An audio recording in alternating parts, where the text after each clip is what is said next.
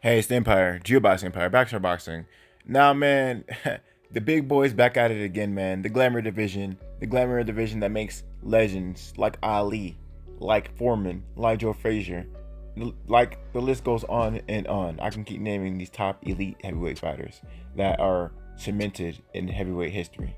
Right now, the glamour division, man, always upsets, man, always underdog stories, and last night was one of them, man. Johnny Rice, man, 13 wins, 6 losses, 9 wins by way of knockout. Fought Michael Coffie, undefeated fighter, 12 wins, 9 knockouts. And man, it was a really competitive fight, man. Really competitive fight indeed. Now, Michael Coffie coming in as an undefeated fighter, right, who's actually was bigger than Johnny Rice, had a longer reach than Johnny Rice, and was the huge overdog going into this fight with Johnny Rice, because Johnny Rice had like a 2-week notice in this fight.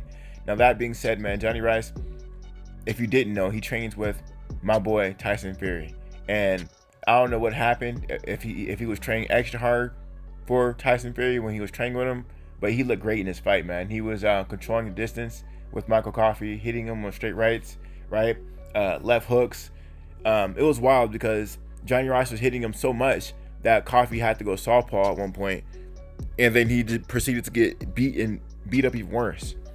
Now, Coffee was doing pretty good in the beginning, but as soon as he felt the power of Rice, he started basically slowing down, and that was the beginning of the end for Michael Coffie. He was getting teed off with the right hand, left hook, and Johnny Rice was throwing haymakers, man. He was doing leaping left hooks. He was really aggressive.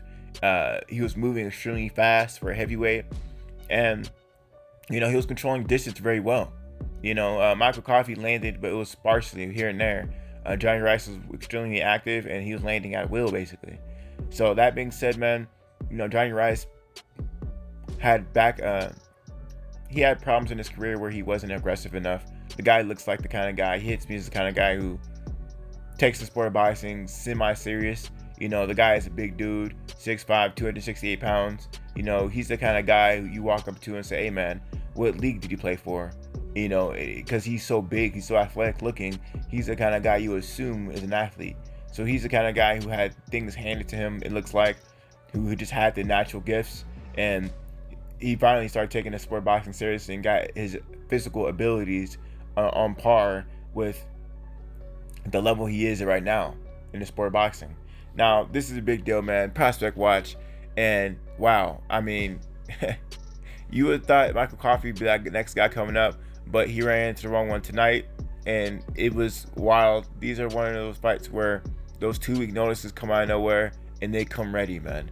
This is akin to the Anthony Joshua, Andy Ruiz fight, where Andy Ruiz didn't have nothing but a mere few weeks to train for Anthony Joshua, but he came out and dominated. This is basically one of those fights where Michael Coffey thought Johnny Rice was going to be an easy touch, and that was the hardest fight of his career, and he took that L. So we're going to see where Johnny Rice's career goes from here. He's one of those fighters that are extremely fun to watch. That was a really fun fight to watch.